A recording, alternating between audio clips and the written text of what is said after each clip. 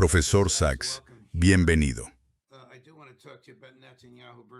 Quiero hablar con usted sobre Netanyahu contra Trump y no quiero pillarlo desprevenido, pero el New York Times acaba de informar, probablemente estará en la portada mañana, que el presidente Donald Trump consideró suspender el recurso de habeas corpus poco después de ser elegido o de asumir el cargo, en enero del 25. Esto, claro, si los tribunales no lo impedían, le habría permitido arrestar a personas sin cargos ni juicio. Sorprendido. No solo no me sorprende, arrestó a un par de estudiantes de mi programa en la Universidad de Columbia. Los sacaron de sus dormitorios y los mantuvieron detenidos durante meses. Uno tenía a la esposa con 8 meses de embarazo, simplemente lo agarraron y se lo llevaron. Ese es el tipo de conducta que vimos. Vimos, por supuesto, a la Oficina de Inmigración y Control de Aduanas en las calles, militarizando nuestras ciudades, aterrorizando y matando gente.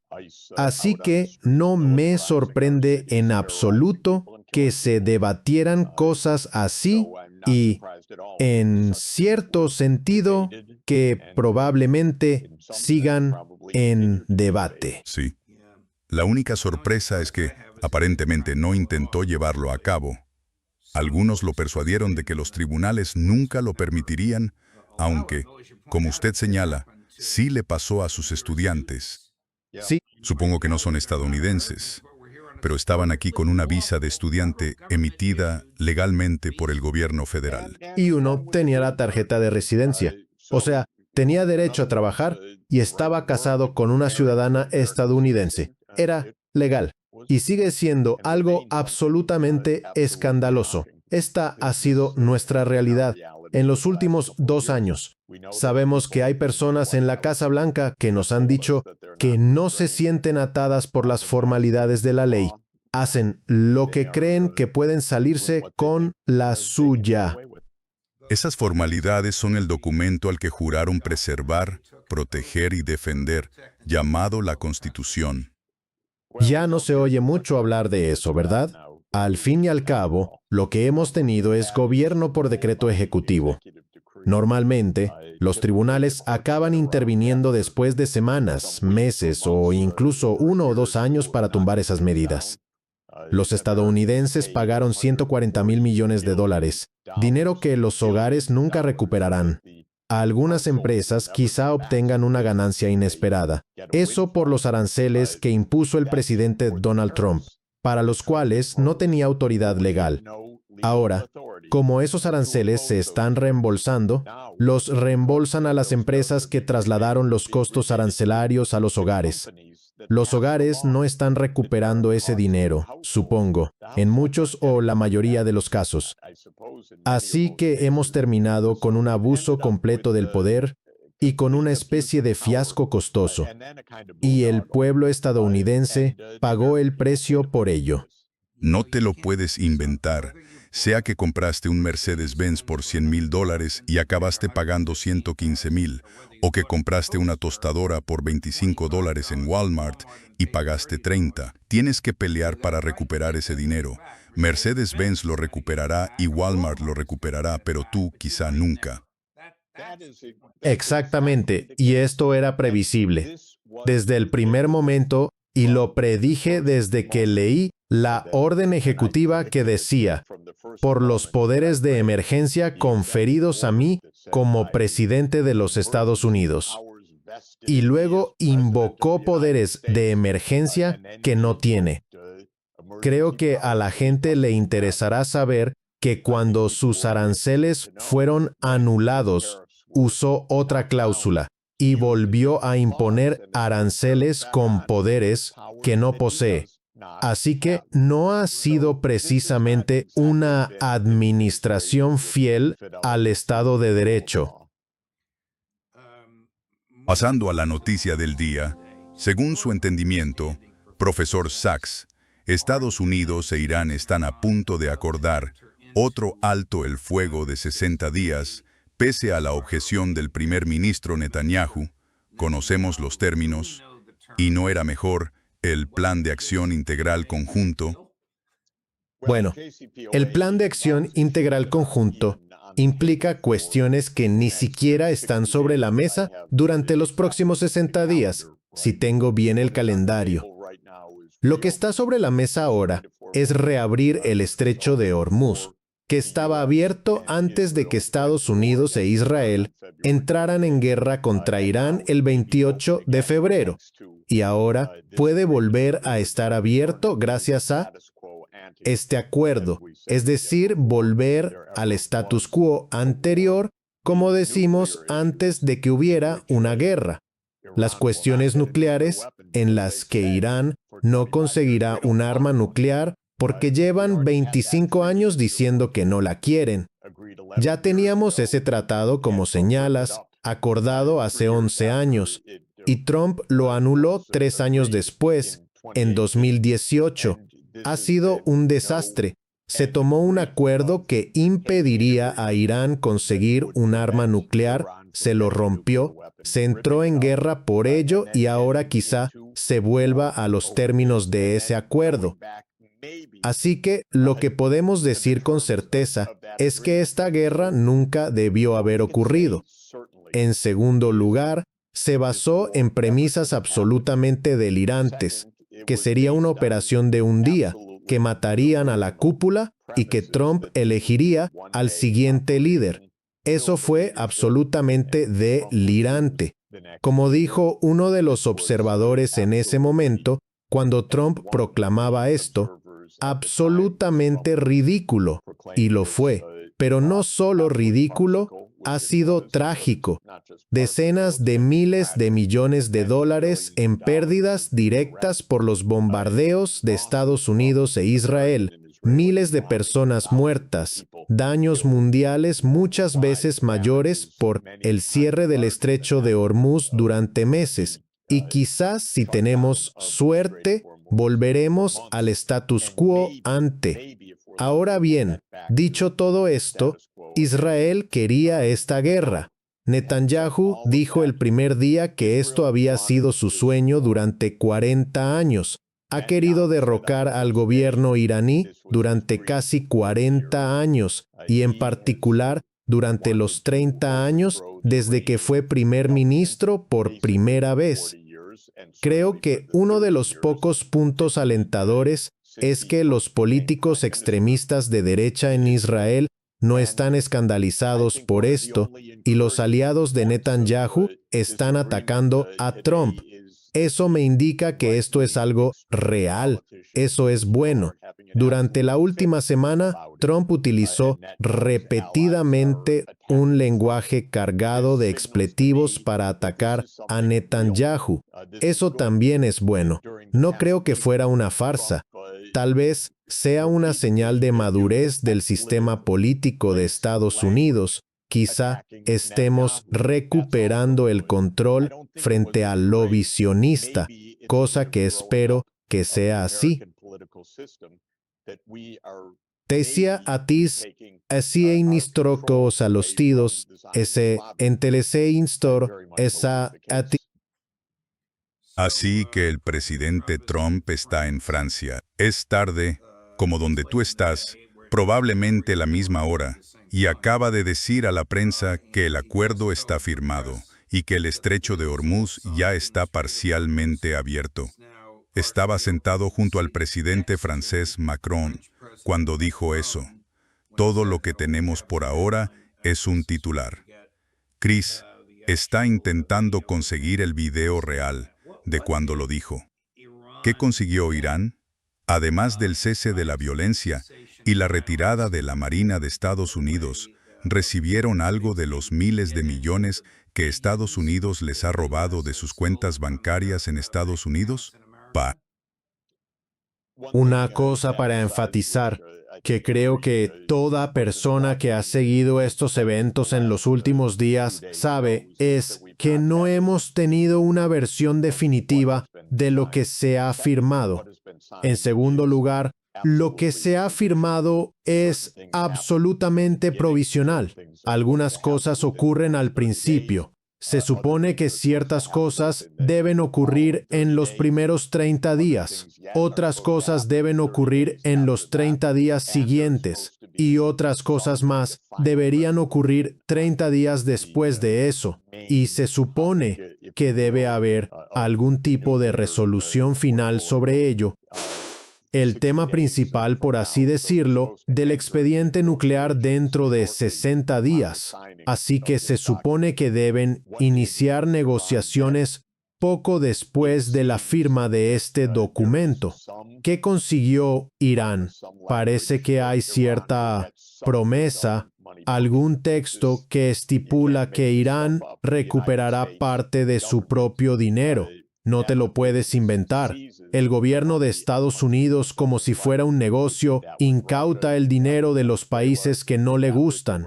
Hizo eso con Rusia, hizo eso con Venezuela, hizo eso con Irán, hizo eso con Corea del Norte, hizo eso con Afganistán. Es un comportamiento totalmente ilegal, por cierto. Es simplemente gangsterismo. Pero Irán tiene decenas de miles de millones de dólares de su propio dinero congelados en distintas partes del mundo porque Estados Unidos amenaza con sancionar a cualquier banco que trate con Irán respecto a su propio dinero. Así que Irán tiene una cuenta, digamos, en Dubái o Irán tiene una cuenta en la India, pero por las sanciones de Estados Unidos, Irán no puede recuperar su propio dinero.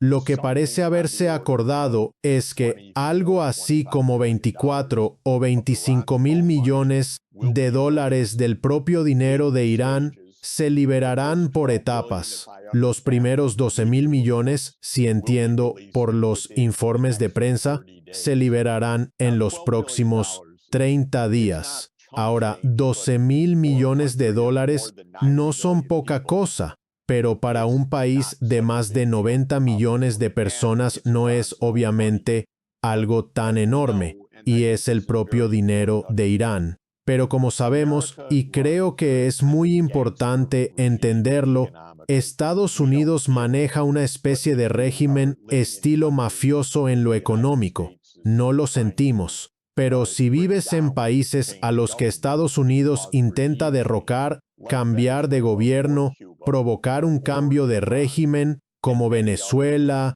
Cuba, Irán y muchos otros, Estados Unidos aún tiene el poder, no la ley, no el derecho, sino el poder de causar un grave daño económico.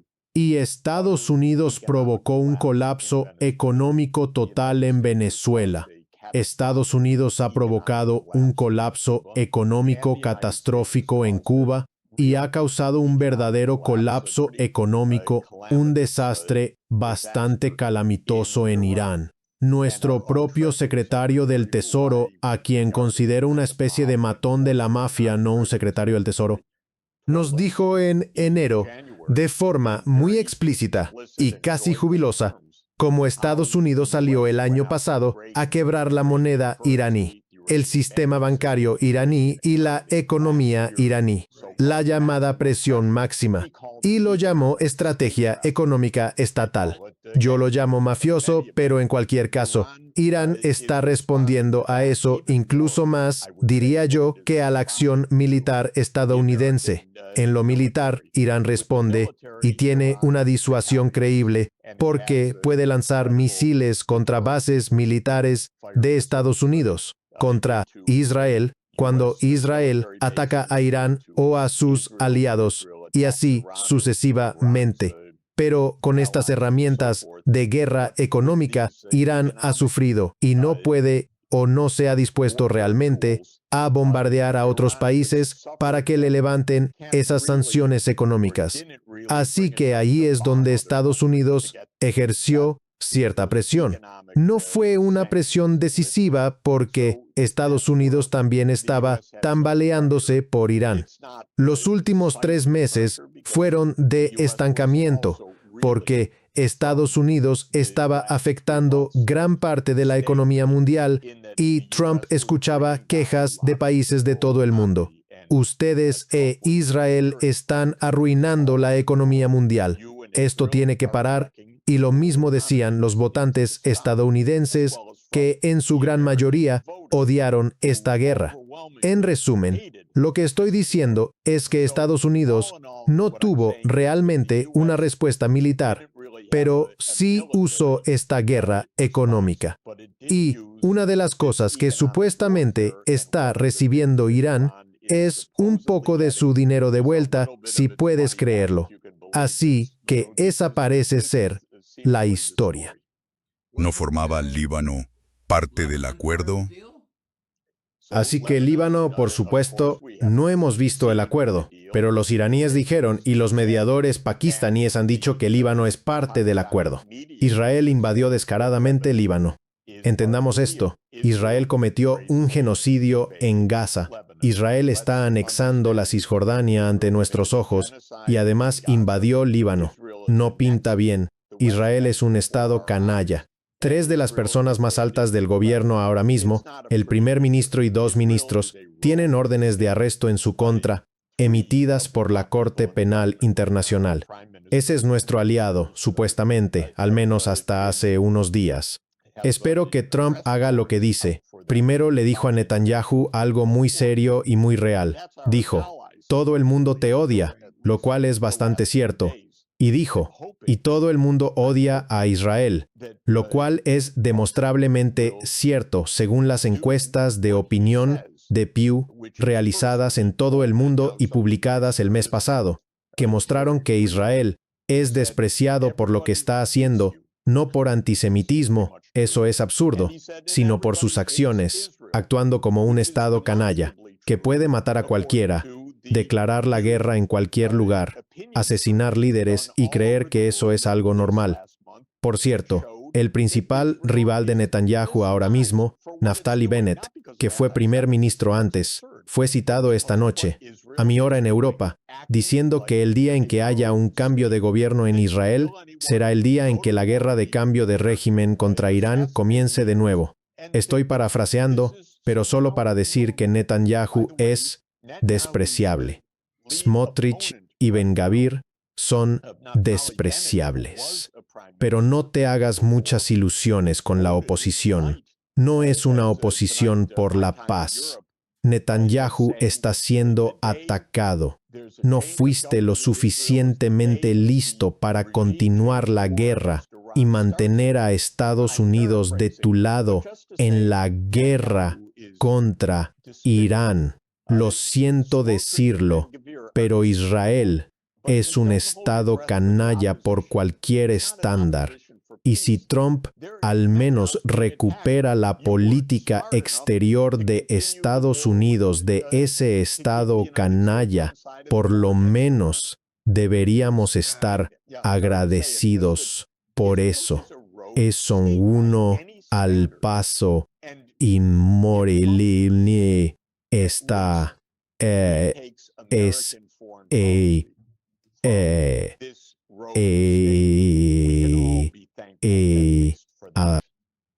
Aquí está el presidente Trump, literalmente hace unos minutos, con el presidente Macron en Francia.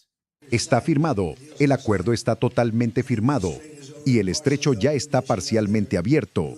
Como saben, están buscando un par de minas que ya han encontrado, pero esencialmente, los barcos empiezan a salir ahora el viernes. Estará completamente abierto. Creo que habrá libre navegación. Queremos ver si podemos arreglar el asunto del Líbano, porque parece que nunca termina. Y eso es una versión pequeña de lo que estábamos haciendo, pero no debería ser difícil. No debería ser difícil. Así que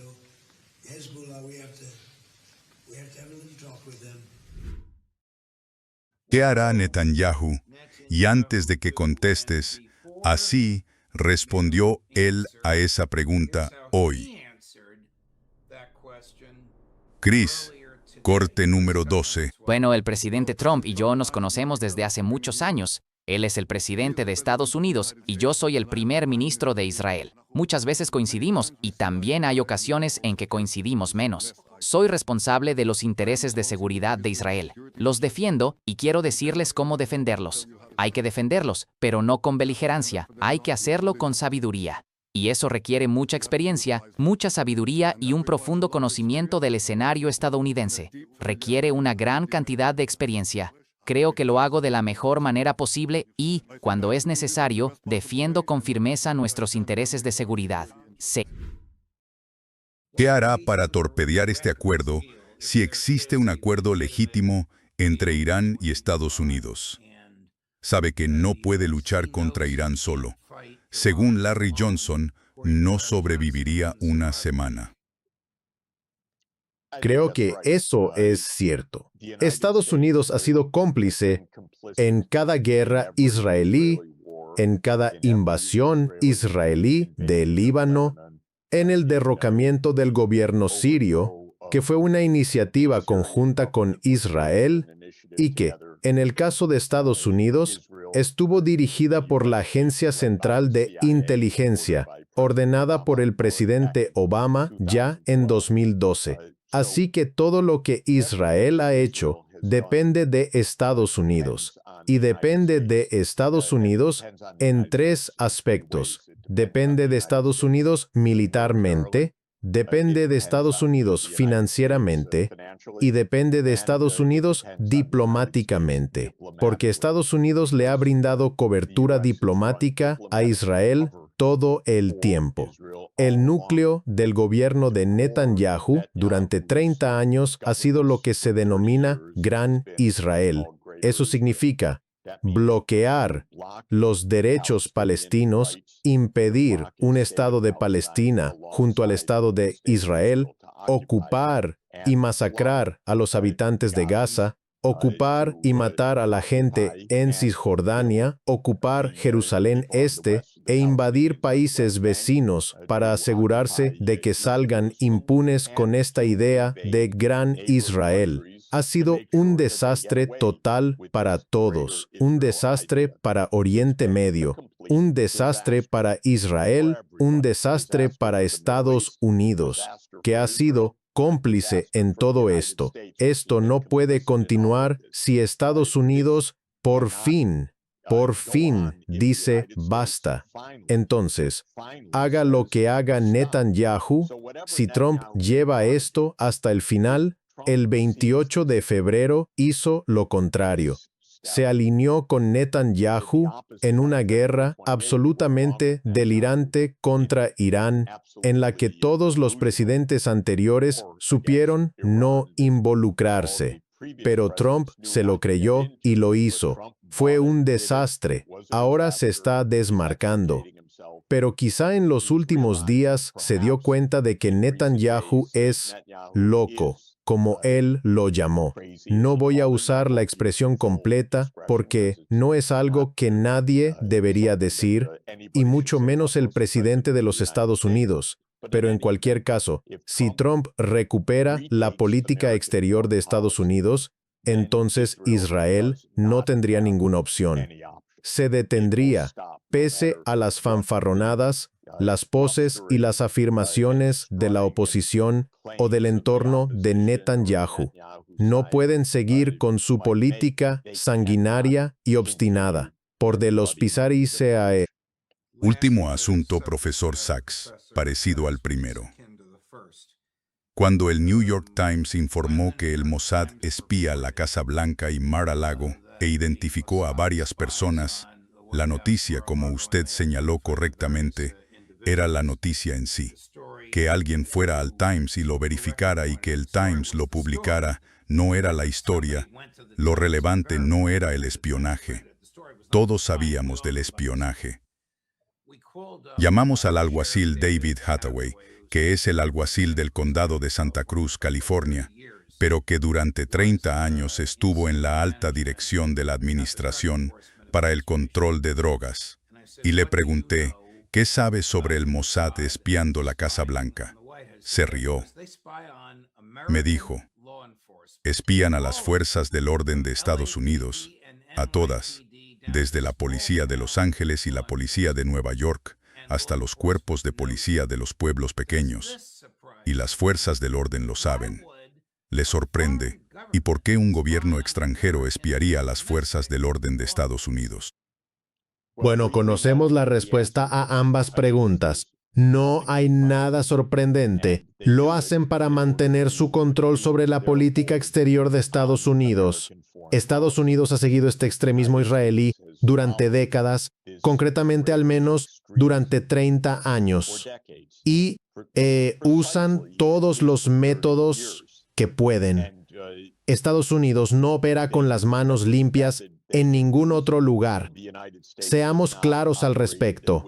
Esto es un negocio sucio.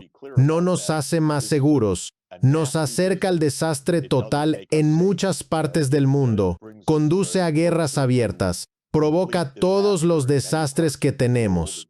Pero este es el comportamiento de Israel. Israel, absolutamente, si quiere sobrevivir, y eso es una incógnita, debe convertirse en un país normal. Tiene que comportarse. Tiene que entender que existen leyes, normas y principios. Debe mantenerse fuera de la política de Estados Unidos de este modo.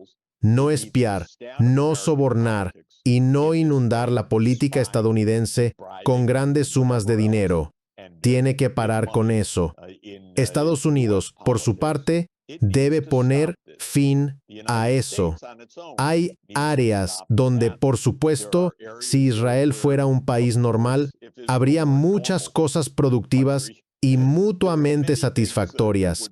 Pero ese llamado proyecto de la Gran Israel de Netanyahu, que se remonta a cuando asumió como primer ministro, que comenzó hace 30 años, ha sido un desastre absoluto. Y puede que yo sea demasiado optimista, demasiado esperanzado, pero quizá hay un rayo de luz que indica que Estados Unidos se está liberando de este yugo en estos días. Dios mío, eso espero. P.